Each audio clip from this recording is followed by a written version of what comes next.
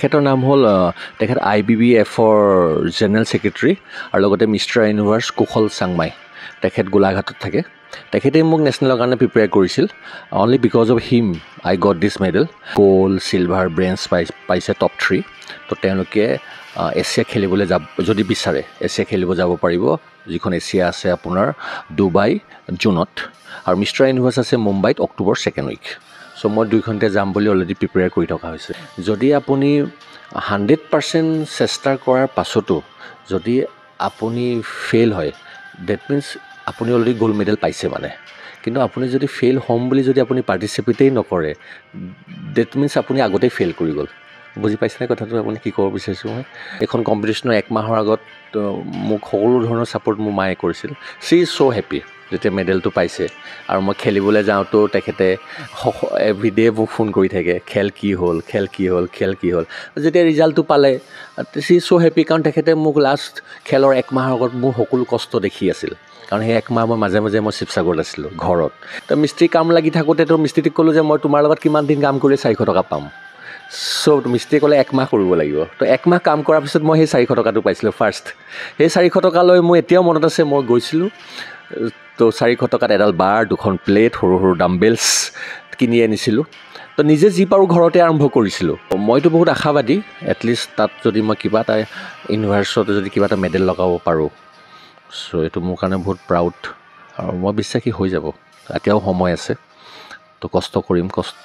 Hard work is everything. নমস্কাৰ, Gogoi sports এনিৰ প্ৰতিভাগী দৰ্শকক স্বাগতম জনাইছোঁ আৰু আৰম্ভ কৰিছোঁ আজিৰ বিশেষ অনুষ্ঠান। আজি মোৰ লগত উপস্থিত আছে এগৰাকী ফিটনেছ ট্ৰেইনাৰ, লগতে এগৰাকী শৰীৰ চৰ্চাবিদ, লগতে তেখেত এটা জিমৰো স্বত্বাধিকাৰী, ফিটনেছ এম্পায়াৰ যিটো জু-ৰোডত আছে তাৰ স্বত্বাধিকাৰী। মই তেখেতৰ লগত ফিটনেছৰ লগতে তেখেতৰ কেৰিয়াৰ বিষয়ে কিছু আলোচনা কৰিবলৈ চেষ্টা কৰিম। প্ৰথমতে ডাঙৰীয়া, আমাৰ বিশেষ অনুষ্ঠানৰ মাজলৈ আপোনাক স্বাগতম জনাইছোঁ। থেংক ইউ ছ' মাছ।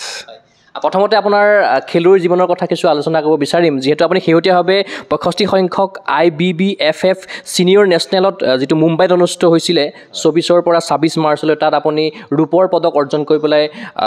অসমলৈ গৌৰৱ কঢ়িয়াই আনিছে। সেই দিনৰ কিছু অনুভৱ জানিব বিচাৰিছোঁ, যিহেতু শেহতীয়াভাৱে সেই প্ৰতিযোগিতাটো অনুষ্ঠিত হৈছিলে মুম্বাইত। হয়, এইটো মুম্বাইত হৈছিল, মুম্বাই চিৰডি 24 to 26। তো অসমৰ পৰা আমি টোটেল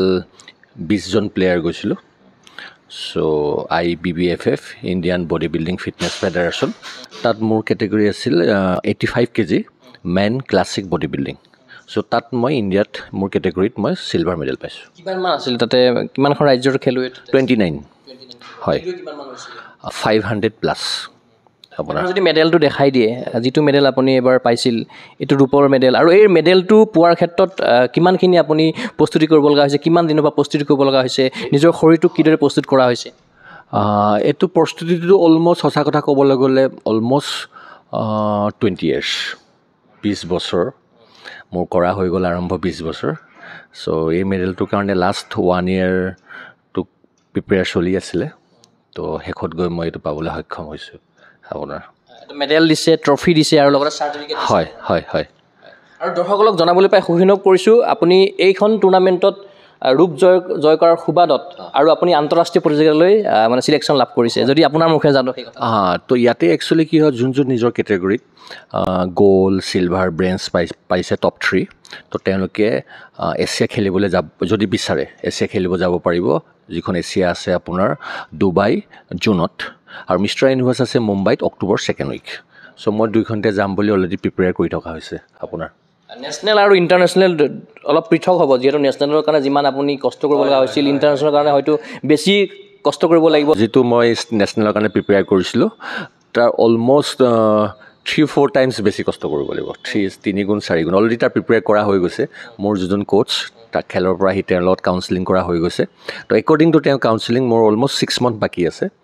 5 to 6 months। তো অলৰেডি তেনেকৈ একৰ্ডিং টু হিজ প্লেন এইটো কাম কৰি থকা হৈছে এতিয়া ছিনিয়ৰ নেশ্যনেলত আপুনি যিহেতু পদক পালে মুম্বাইত, গতিকে ছিনিয়ৰ নেশ্যনেলৰ সময়ত আপোনাৰ কোচিং কোনে কৰাইছিল বা আপুনি বৰ্তমান সময়ত কাৰ আণ্ডাৰত আপুনি? তেখেতৰ নাম হ'ল তেখেত IBBFৰ জেনেৰেল ছেক্ৰেটাৰী আৰু লগতে মিষ্টাৰ ইউনিভাৰ্ছ কুশল চাংমাই। তেখেত গোলাঘাটত থাকে। তেখেতেই মোক নেশ্যনেলৰ কাৰণে প্ৰিপেয়াৰ কৰিছিল। Only because of him I got this medal. তেখেতৰ ওচৰতে মই থাকি এতিয়া আগন্তুক এখন খেল বুলিয়ে নহয় আৰু কেইবাখনো খেল আহি আছে মোৰ। 4 to 5 গেম আহি আছে আপকামিং, আহি থকা 4 মাহৰ পাছত। চ' গোটেইখিনি প্ৰিপেয়াৰ কৰা হৈছে তেওঁৰ লগত। যিটো আপুনি ৰূপৰ মেডেলটো পালে, আপোনাৰ এতিয়ালৈকে আটাইতকৈ ডাঙৰ এচিভমেণ্ট, গতিকে তেখেতে কি কৈছে আপোনাক পোৱাৰ পাছত? তেখেতে কৈছে মেডেলটো পোৱাৰ পিছত যে অৰূপ তুমি এইটো বৰ সৰু মেডেল বুলি নাভাবিবা, আমি এই মেডেলটো বহুত কম সময়ৰ ভিতৰত প্ৰিপেয়াৰ কৰি তেওঁ প্ৰিপেয়াৰ কৰি দিছে অলমষ্ট 2 months। তেখেতৰ লগত মই বহুত দিনৰ পৰা আছোঁ, বাট তেখেতে মেডেলটোৰ কাৰণে তেখেতে মোক 2 monthsত মোক ৰেডি কৰি দিছিলে। চ' এতিয়া তেখেতে কৈছে যে নেক্সট আৰু 6 মাহ বাকী আছে খেলখনৰ কাৰণে। চ' অলৰেডি প্লেন কৰা হৈছে, তেনেকৈ তো কৰি থকা হৈছে। তেখেতে ভাল পাইছে খুব, হি ইজ ছ' হেপী।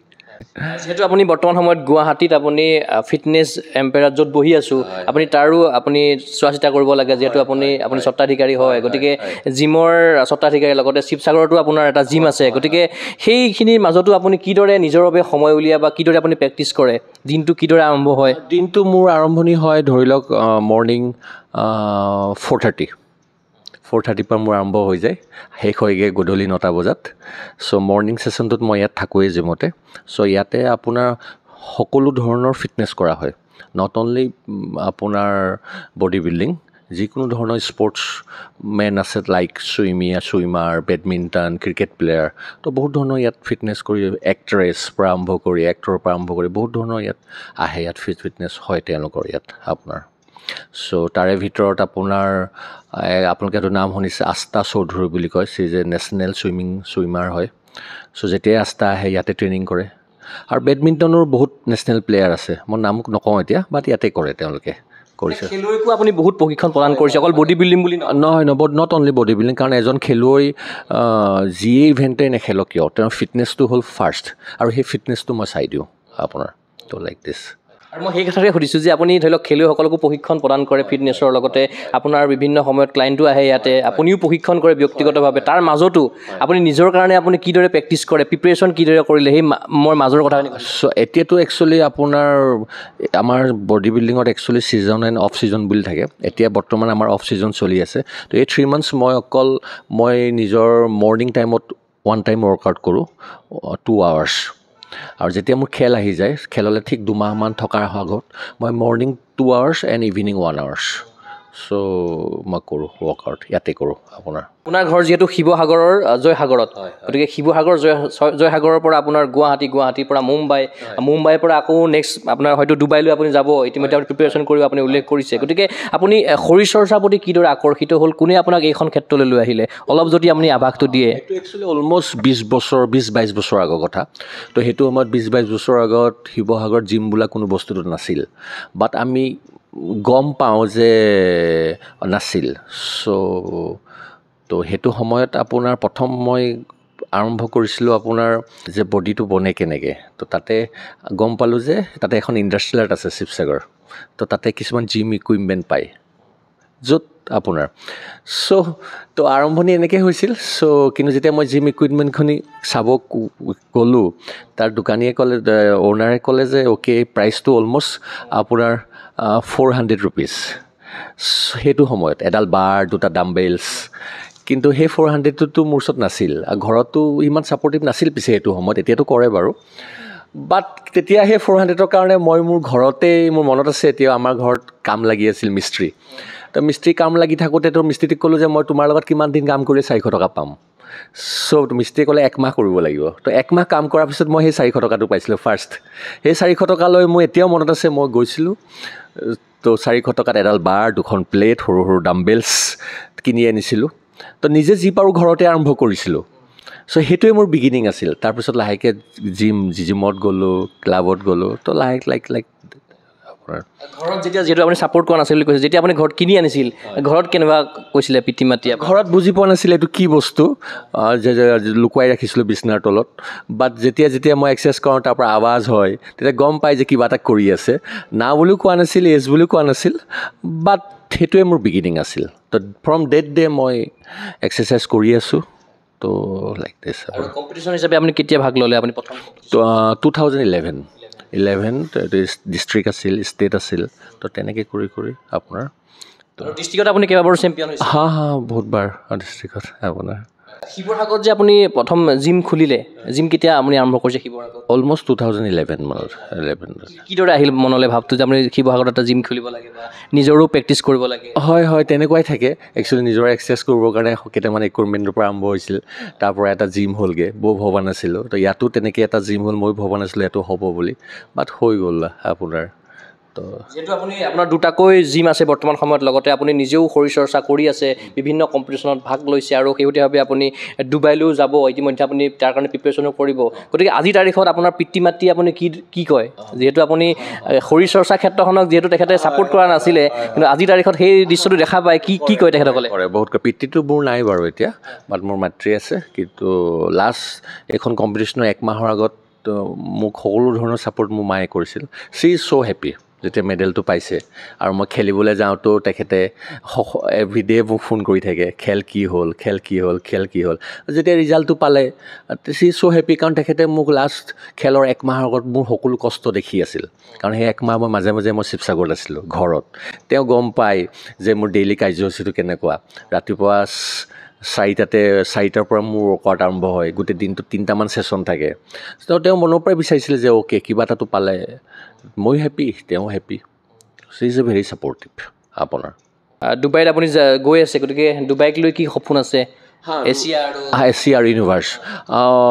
মইতো বহুত আশাবাদী এটলিষ্ট তাত যদি মই কিবা এটা ইউনিভাৰ্ছত যদি কিবা এটা মেডেল লগাব পাৰোঁ চ' এইটো মোৰ কাৰণে বহুত প্ৰাউড আৰু মই বিশ্বাসী হৈ যাব এতিয়াও সময় আছে তো কষ্ট কৰিম হাৰ্ড ৱৰ্ক ইজ এভৰিথিং আৰু স্পনচাৰশ্বিপ লাগিব নেকি তাৰ কাৰণে যোৱাৰ কাৰণে স্পনচৰশ্বিপটোতো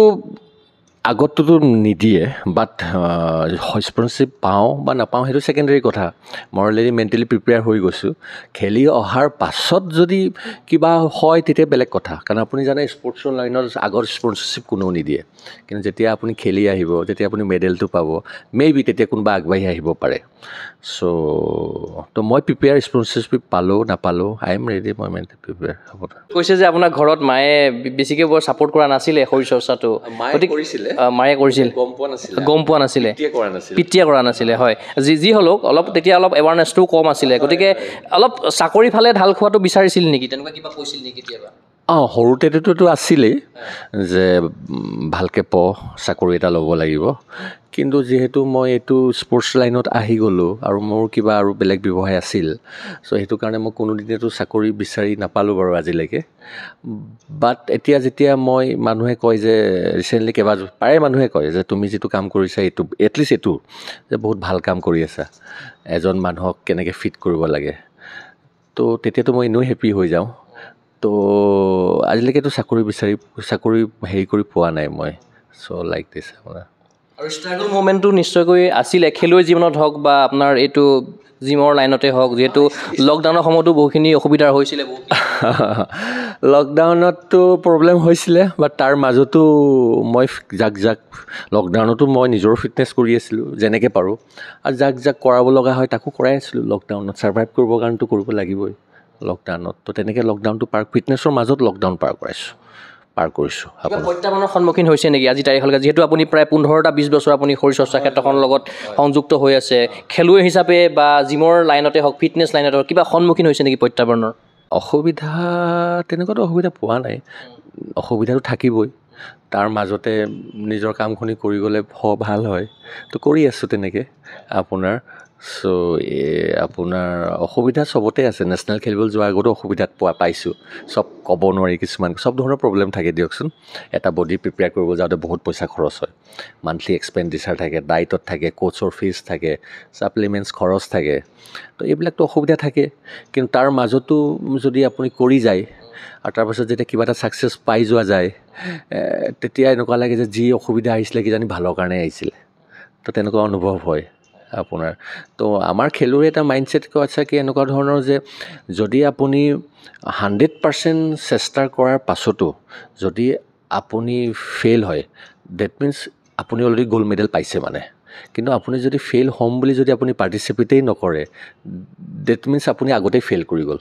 বুজি পাইছেনে কথাটো আপুনি কি ক'ব বিচাৰিছোঁ মই তো সেই মাইণ্ডছেটটো আমাৰ আছে যে মই মোৰ 100% দিম তাৰপিছতো যদি মই মেডেল পাই যাওঁ অ'কে আৰু যদি মই মেডেল নাপাওঁ তাৰপিছতো ডেট মিনছ মই মেডেল পাইছোঁ তো তেনেকুৱা ধৰণৰ কথা খেলুৱৈ হোৱাৰ উপৰিও আপুনি ফিটনেছ ট্ৰেইনাৰ হিচাপে যিহেতু আপুনি কাম কৰি আছে গতিকে সেই কেৰিয়াৰটো আপুনি কেতিয়াবা আৰম্ভ কৰিছে ফিটনেছ ট্ৰেইনাৰ হিচাপে সেইটো বেছি বছৰ নাই হোৱা মইতো নিজৰ ৱৰ্কআউট কৰি আছিলোঁ বাট এই জিমটো আৰম্ভ কৰিছোঁ আপোনাৰ ফিটনেছ চেম্পিয়ন 2018 11 নৱেম্বৰ গুৱাহাটীত 11 নৱেম্বৰ বিফৰ কৰোণা এণ্ড কা চ' সেই দিনৰ পৰা মই আনক শিকোৱা আৰম্ভ কৰিছোঁ তাৰ আগলৈকেতো মই নিজৰেই কৰি আছিলোঁ আপোনাৰ কিছুমান আছে ক্লায়েণ্ট আপোনাক ব্যক্তিগতভাৱে বিচাৰে আপুনিহে ট্ৰেইনিং দিলে তেখেতে ট্ৰেইনিং লয় এনেকুৱাও হয় কেতিয়াবা হয় থাকে কেতিয়াবা তেওঁলোকৰ মোৰ ওপৰত এটা বিশ্বাস আছে মোৰ লগত কৰিব বিচাৰে আৰু বহুতে যিহেতু মই অলপ ছিৰিয়াছ ট্ৰেইনিঙত আৰু বহুতে বেয়াও পায় ৱৰ্কআউট কৰিব নিবিচাৰোঁ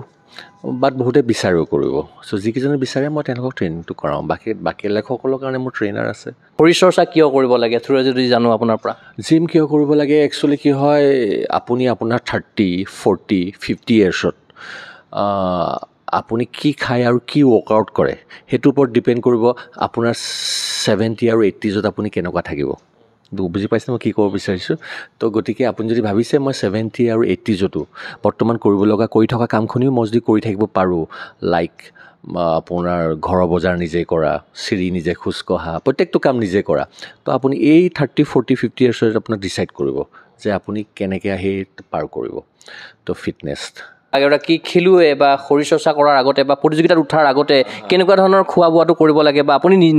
নিজকে কিদৰে প্ৰিপেৰেশ্যন কৰে খোৱাৰ ক্ষেত্ৰত একচুৱেলি এইটো প্ৰিপেয়াৰ কৰোঁ according to my Koch Kushal Changmai according to মই কোচ একচুৱেলি যিমানে খেলৰ ওচৰ আহি পাই থাকে সিমানে কোচজন বহুত ইম্পৰ্টেণ্ট একচুৱেলি এজন কোচ আমাক 1 বছৰৰ কাৰণেই লাগে কিন্তু গোটেই বছৰটোত কম্পিটিশ্যন থাকে 4-5 মান্থছ এই 4-5 মান্থছত আপুনি সেই লাষ্টৰ 3 মাহ লাষ্টৰ 2 মাহ লাষ্টৰ এমাহ লাষ্টৰ এসপ্তাহ লাষ্টৰ 48 আৱাৰ্ছ 24 আৱাৰ্ছ 5 আৱাৰ্ছ এই লাষ্টৰ সময়খিনি কোচজন খুব দৰকাৰ প্ৰথমটো কোচ একৰ্ডিং টু কোচ আৰু খাদ্য প্ৰণালীবোৰ বেলেগ থাকে এমাহৰ আগত বেলেগ থাকে 10 দিনৰ আগত বেলেগ থাকে 5 দিনৰ আগত বেলেগ থাকে 3 দিনৰ আগত বেলেগ থাকে খেলৰ দিনাখন বেলেগ থাকে তো বহুত বস্তু ৰিমুভ কৰিব লগা হয় ডায়েটৰ পৰা চ' এইটো এটা প্ৰচেছ আপোনাৰ চ' খেল হৈ যোৱাৰ পিছত আকৌ আমি নৰ্মেল খানা আমাৰ আৰম্ভ হৈ যায় ষ্টেজত উঠাৰ আগত সম্পূৰ্ণ বেলেগ খেলৰ আগনিশা খাদ্য সম্পূৰ্ণ বেলেগ চ' এইবিলাক চব ৰিটেন থাকে চ' তেনেকুৱা ধৰণৰ কষ্ট বেছি হ'ব খাদ্য প্ৰণালী অলপ বেলেগ হ'ব চ' সেইটো কথা আপোনাৰ যেতিয়া আপুনি 2011 চনত আপুনি শৰীৰ চৰ্চা আৰম্ভ কৰিছিলে আৰু আজি যেতিয়া আপুনি উপস্থিত হৈছে 2025 চনত আপুনি ছিনিয়ৰ নেশ্যনেলত আপুনি ৰূপৰ পদক অৰ্জন কৰিলে আপুনি ভাবিছিলেনে আজি এই দিনটো আহিব বুলি বা ভাবিছিলেনে আপুনি ডুবাইলৈ কেতিয়াবা এছিয়া খেলিবলৈ যাম বুলি বা ইউনিভাৰ্ছ খেলিবলৈ যাবলৈ যোগ্যতা আহৰণ কৰিম বুলি এনেকুৱা কিবা সপোন লৈ আৰম্ভ কৰিছিলে নেকি আপুনি নাই তেতিয়াতো তেনেকুৱা কোনো সপোন নাছিলে বাট মই কৰি আছিলোঁ তাৰপাছত এতিয়া মই যেতিয়া মেডেলটো পালোঁ বা আগত পাম মই পিছে আপোনাৰ তো লগ চিন বহুত মানুহে কয় যে তইতো ডিজাৰ্ভ কৰ ইমান বছৰৰ পৰা কৰি আছিলি চ' এনেকুৱা এটা এটলিষ্ট নেশ্যনেল আৰু ইণ্টাৰনেশ্যনেল মেডেল এটা তই ডিজাৰ্ভ কৰ ইমান দিন কৰি আছোঁ তো মই ভাবোঁ ইমান বছৰৰ পৰা মই কনচিষ্টেণ্টলি কৰি আছোঁ 15-20 বছৰ তো তাৰ ফল হয় এইটো হয়তো ভগৱানে কিছুমান প্লেয়াৰক 2 বছৰ খেলাৰ পিছতে দি দিয়ে কিছুমানক 5 বছৰ খেলাৰ পিছত এটা ইণ্টাৰনেশ্যনেল মেডেল দিয়ে তো মোক হয়তো ভগৱানে 20 বছৰ পাছত দিলে তো মই সেই বুলি ভাবোঁ আৰু মই ভাবোঁ যে মোৰ যি হৈ গ'ল বাট আহি থকা 4-5 বছৰ 10 বছৰ my best is yet to come হয়তো মোৰ জীৱনৰ ডাঙৰ মেডেল এইটো নহ'বও পাৰে হয়তো অক্টোবৰত হ'ব পাৰে হয়তো নৱেম্বৰতো হ'ব পাৰে তো মই তেনেকৈ আশাবাদী মই পজিটিভ যি হ'ব ভাল হ'ব the best is yet to come এইবাৰো এইটো হ'ব বুলি কেতিয়াও ভবা নাছিলোঁ এইটো মোৰ ডাঙৰ মেডেল জাষ্ট 1.5 মাহৰ আগত মই ডিচিশ্যন লৈছোঁ যে মই খেলিম বুলি অলৰেডি মোৰ এটা ষ্ট্ৰাকচাৰ আছিলে বাট 1.5 মাহৰ আগত মই তেখেতক লগ ধৰিছোঁ 1.5 মাহলৈকে মই ভবা নাছিলোঁ যে এইটো মোৰ দ্বাৰা হ'ব বুলি আৰু খেলিব যাওঁতেও আই এম নট চিয়'ৰ আছিলোঁ যে অ'কে মই সোমাই যাম নেকি টপ 3ত কিন্তু মই সোমাই গ'লোঁ তো তেনেকুৱা আই এম ছ' হেপ্পী আপোনাৰ 20 বছৰ সময় আপুনি শৰীৰ চৰ্চাৰ লগত জড়িত হৈ আছে গতিকে আপোনাক ইমানখিনিলৈ আগবঢ়াই নিয়াৰ ক্ষেত্ৰত নিশ্চয়কৈ ঘৰৰ মানুহৰ পৰা আৰম্ভ কৰি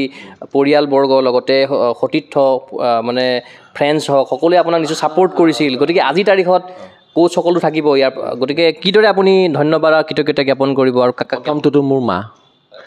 চ' তেওঁ কোনোদিনেই হি ন'জ এভৰিথিং যে মই যদি শিৱসাগৰত যাওঁ ৰাতিপুৱাৰ পৰা গধূলিলৈকে মোৰ দায়িত্ব কি হ'ব চ' তেওঁ জানে যে অ'কে ৰাতিপুৱা কি খাব এভৰিথিং সেইখন ছাপোৰ্ট কৰি দিয়াটো বহুত ডাঙৰ কথা আৰু ছেকেণ্ড মোৰ কোচ চ' আৰু ছেকেণ্ড মোৰ লগৰ এজন দুজন আছে যোনে সদায় মোক ইনস্পায়াৰ কৰে যোনে কয় যে তই পাৰিবি চ' আৰু জিমতো বহুত কেইজন মানুহ আছে মোৰ যোনে মোক সদায় খবৰ লৈ থাকে যোনে খেলিবলৈ যোৱাৰ কাৰণে খুব ভাল পাইছে এপ্ৰিচিয়েট কৰে তো আছে এপ্ৰিচিয়েশ্যন খুব দৰকাৰ আপোনাৰ কেতিয়াবা আমি ভাগৰি যাওঁ নহ'ব বুলি ভাবোঁ যেতিয়া এজন মানুহৰ এপ্ৰিচিয়েশ্যন পাই যাওঁ তেতিয়া ভাল লাগে তেতিয়া আকৌ নেক্সট ডে'ৰ পৰা আকৌ আমি আৰম্ভ কৰোঁ তো তেনেকুৱা আপোনাৰ খেলুৱৈ বুলি নহয় বা শৰীৰ চৰ্চাবিদ বুলি নহয় সাধাৰণ লোকক আপুনি কিবা টিপছ দিব বিচাৰিব নেকি নিৰোগী হৈ থকাৰ বা ভালদৰে থকাৰ নিজকে স্বাস্থ্যৱান কৰি ৰখাৰ কিবা টিপছ দিব বিচাৰিব নেকি আপুনি যদি আপুনি দুটা বস্তু খুব ইম্পৰ্টেণ্ট এটা হ'ল আপোনাৰ ফুড এটা হ'ল আপুনি এটা ৱৰ্কআউট নেক্সট হ'ল শ্লিপ আৰু লাষ্ট হ'ল আপোনাৰ পজিটিভ এটিটিউড আপোনাৰ চিন্তাধাৰাটো কেনেকুৱা চ' তাৰ ভিতৰত ডাইটটো মই ক'ম যে এটলিষ্ট আপুনি বাহিৰত খাবলৈ চেষ্টা নকৰিব আপুনি ঘৰতে আপুনি যিটো লাগে আপোনাক দৰকাৰ আপুনি নিজে বনাই খাব চেষ্টা কৰক আৰু নেক্সট হ'ল ৱৰ্কআউট এটলিষ্ট যদি আপুনি 20 মিনিট সময় আপুনি দিবও পাৰে যিকোনো স্পৰ্টছ জিম বুলিও নহয় এটলিষ্ট আপুনি 20 মিনিট যদি ৱাকো কৰিব পাৰে আপুনি নিজৰ কাৰণে দিয়ক আৰু নেক্সট হ'ল শ্লিপ আপোনাৰ এটলিষ্ট ভগৱানে এটা সময় বান্ধি দিছে কি আপোনাক দিনত কাম কৰিবলৈ ৰাতি শুবলৈ আৰু বহুত মানুহে তাৰ অপ'জিট কৰে কিন্তু প্ৰকৃতিৰ নিয়ম হ'ল দিনত কাম কৰা ৰাতি শুবলৈ চ' সেইটো যাতে মেইনটেইন কৰে আৰু পজিটিভ এটিটিউড চিন্তাধাৰা আপুনি যদি আজিলৈকে কোনো ধৰণৰ ৱৰ্কআউট কৰা বয়স মেটাৰ নকৰে আপোনাৰ হয়তো 15 বছৰ হ'ব পাৰে আপোনাৰ হয়তো 50 বছৰ হ'ব পাৰে আপোনাৰ হয়তো 75 ইয়াৰ্ছো হ'ব পাৰে কিন্তু যদি আপুনি এবাৰ যদি পজিটিভ চিন্তা কৰে যে okay tomorrow will be my first workout day কালি মই প্ৰথমবাৰ কাৰণে জিমত যাম চ' তেনেকৈ ভাবিব সেইটো কয় পজিটিভ এটিটিউড গতিকে আপুনি যিকোনো বয়সত যিকোনো ছিটুৱেশ্যনত যদি আছে আপুনি আৰম্ভ কৰিব পাৰে ফিটনেছ শেষত মই আপোনাক সুধিব বিচাৰিছোঁ আপুনি ইতিমধ্যে আপোনাৰ সপোনৰ কথা কৈছে আৰু শেষত মই সুধিব বিচাৰিছোঁ প্ৰায় একে ধৰণৰ কথাই নিজকে আপুনি কি হিচাপে প্ৰতিষ্ঠা কৰিব বিচাৰে শৰীৰ চৰ্চা ক্ষেত্ৰখনত বা নিজকে কি হিচাপে চাব বিচাৰে আপোনাক নিজকে আপোনাৰ প্ৰথম কথা হ'ল নিজকে শৰীৰ চৰ্চাৰ ক্ষেত্ৰত কি বুলি ক'ম কোনফালৰ পৰা ক'ম মেডেলৰ ফালৰ পৰা ক'ম নে তো প্ৰথমটো মই মোৰ নিজৰ হেৰিটো ৱৰ্কআউট মই সদায় কৰি যাব বিচাৰোঁ জীৱনৰ শেষ দিনটোলৈকে তাৰ লগতে যোন মানুহ আহে প্ৰত্যেকজন মানুহক মই যাতে তেখেতক ক'ব পাৰোঁ বুজাব পাৰোঁ তেওঁ কি কাৰণে জিম কৰিব লাগে আৰু খেলৰ ক্ষেত্ৰত হ'ল আপোনাৰ খেলৰ ক্ষেত্ৰত যদি আপোনাৰ আহি থকা এটলিষ্ট মই খেলিব বিচাৰোঁ অলমষ্ট আপোনাৰ আহি থকা মিনিমাম 20-20 ইয়াৰ্ছ আৰু 20 বছৰ আমাৰ বডি বিল্ডিঙত কি হয় 50%তে ভেটাৰ্ণ আৰম্ভ হয় ভেটাৰ্ণ তালৈকেতো ছিনিয়ৰ খেলিব পাৰি তাৰ আগলৈকে ছিনিয়ৰ খেলিব পাৰি এটলিষ্ট যেতিয়ালৈকে পাৰোঁ মই খেলি যাব বিচাৰোঁ বয়স আপুনি 50লৈকেতো ছিনিয়ৰ খেলিব পাৰে 50ৰ পাছত আপুনি 50 to 55 50 to 60 কেজি এইবিলাক একৰ্ডিং টু এইজ আৰম্ভ হৈ যায় চ' আজি এইটো বয়সত মোৰ এইটো ফিজিক আছে গতিকে মই এইটো খেলিছোঁ যিদিনাখন মই 50+ হৈ যাম তেতিয়া মই 50 to 55ত যিটো ফিটনেছ হ'ব সেইটো হিচাপত মই খেলিম নিশ্চয়কৈ আপোনাৰ সেই সপোনবোৰ পূৰ্ণ হওক লগতে যিহেতু আপুনি মিছ এছিয়াৰ লগতে ইউনিভাৰ্ছ খেলিবৰ কাৰণে যাব যোগ্যতা আহৰণ কৰিছে আমি তাৰ বাবে শুভেচ্ছা জ্ঞাপন কৰিলোঁ থেংক ইউ ছ' মাছ নিশ্চয়কৈ এয়া আছিল ফিটনেছ ট্ৰেইনাৰ লগতে বিশিষ্ট শৰীৰ চৰ্চাবিদ অৰূপ দত্ত ডাঙৰীয়া শিৱসাগৰৰ সন্তান আমি আশা কৰিম তেখেতে যিখিনি সপোন প্ৰত্যাশালৈ আগবাঢ়িছে সেই আগন্তুক সময়ত সাফল্যমণ্ডিত হওক সেই আশাৰে মই চিন্ময় কুমাৰ বৰাই বিশেষ অনুষ্ঠানৰ পৰা বিদায় লৈছোঁ চাই থাকিব গ'স্পৰ্টছ শ্ৰেণী ধন্যবাদ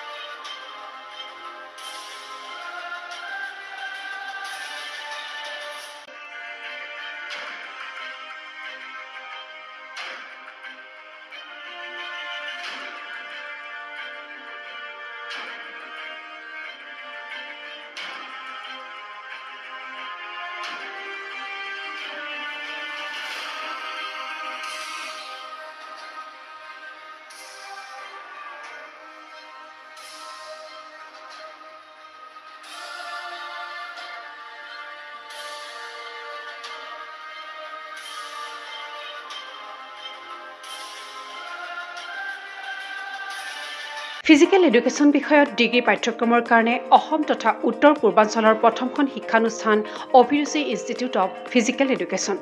2 বছৰীয়া ফিজিকেল এডুকেশ্যনৰ BPEd পাঠ্যক্ৰম আৰু 4 বছৰীয়া BPES পাঠ্যক্ৰমৰ বাবে নামভৰ্তি চলি আছে। বিতংকৈ জানিবৰ বাবে আজি যোগাযোগ কৰক। যোগাযোগৰ নম্বৰসমূহ হৈছে 9435100098, 7002233540, 88765210998, website www.aipguwahati.in